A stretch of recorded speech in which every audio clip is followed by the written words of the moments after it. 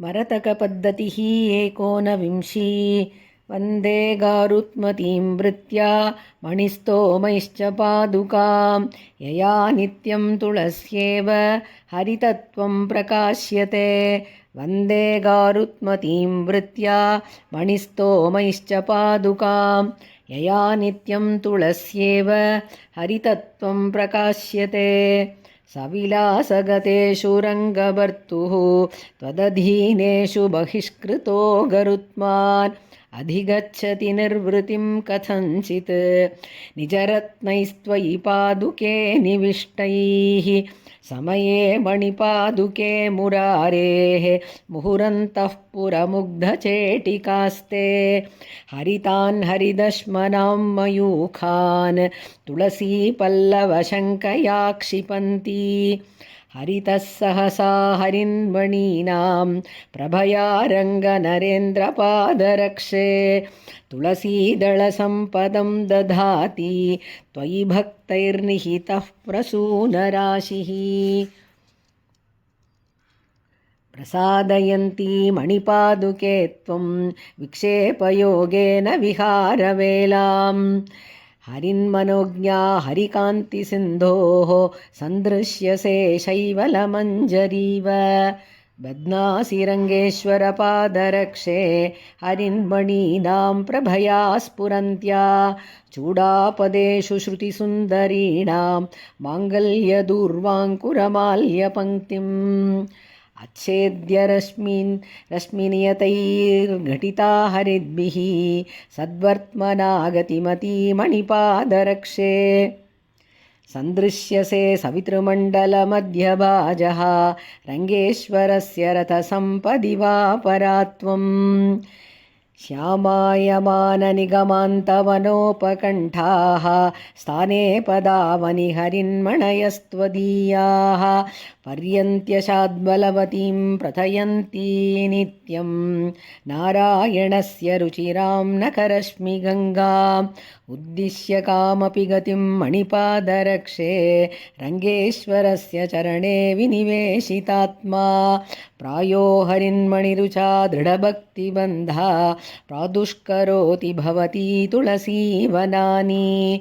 सेवार्थसमागतवतां त्रिदशेश्वराणां चूडामणिप्रकरशालिषु मौलिषु त्वम् संवर्तय सुरमर्दनपादरक्षे स्वेनाश्मगर्भमहसा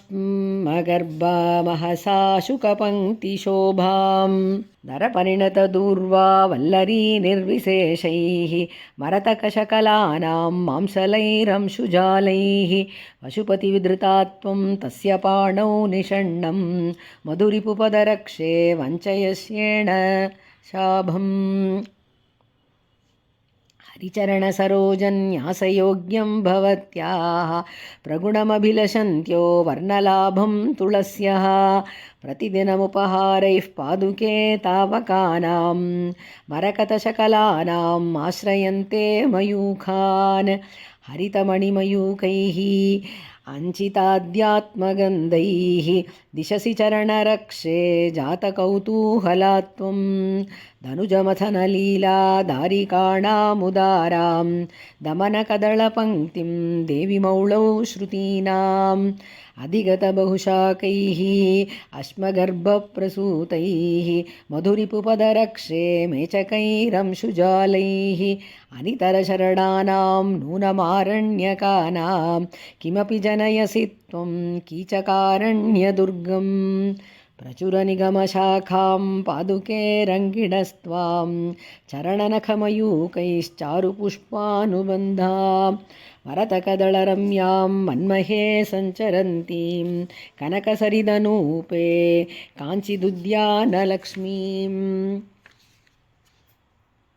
नखकिरणनिकायैर्नित्यमाविर्मृणाळे महितरसविशेषे मेचकैरंशुभिस्ते परिकलयसि रम्यां पादुके रङ्गभर्तुः पदकमलसमीपे पद्मिनी पत्रपङ्क्तिम् अनिमिषयुवतीनाम् आर्तनादोपशान्त्यै त्वयि विनिहितपादे लीलया रङ्गनाथे ददति चरणरक्षे दैत्यसौधानि नूनं मरतकरुचिभिस्ते मंशुदूर्वाङ्कुराणि विपुलततममहोभिर्वीतदोषानुषङ्गं विलसदुपरि नैल्यं देवि विष्णोः पदं तत् पृथुमरतकदृश्यां प्राप्य पादावनि त्वां प्रकटयति समन्तात् सम्प्रयोगं हरिद्भिः पद्माभूम्योः प्रणयसरणिर्यत्र पर्यायहीना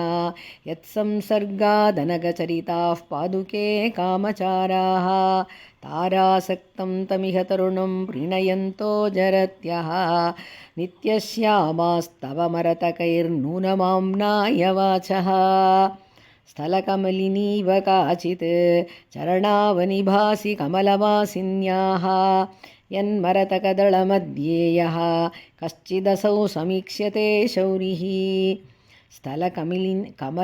कमलिनीव काचित् चरणावनिभासि कमलवासिन्याः यन्मरतकदळमध्ये यः कश्चिदसौ समीक्ष्यते शौरिः इति श्रीपादुकासहस्रे मरतकपद्धतिः 19